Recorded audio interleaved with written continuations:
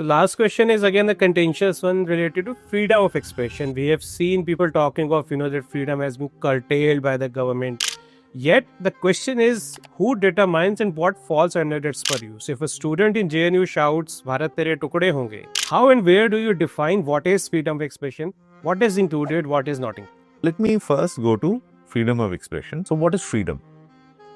You have to ask yourself, is freedom the right that I allow others to do what I like or what is acceptable to me? Or is to what is acceptable to you तो तुमको freedom देने की जरूरत ही नहीं है. वो तो तुम भी खुश हो, वो भी खुश है. So there is no need for a concept of freedom. Right.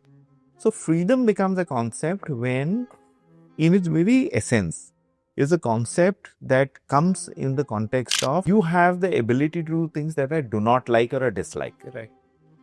And you are still entitled to do it without me taking any adverse action against you.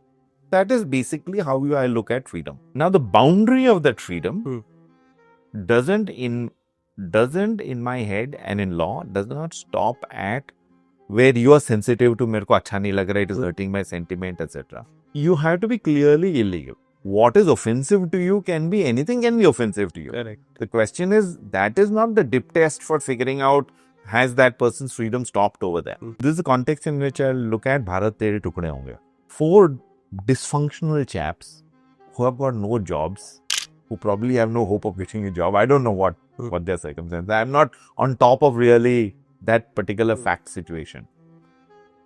But if somebody wants to scream that my mother is like this and my mother is like that, I mean, feel free to, as long as you are not creating a law and order problem.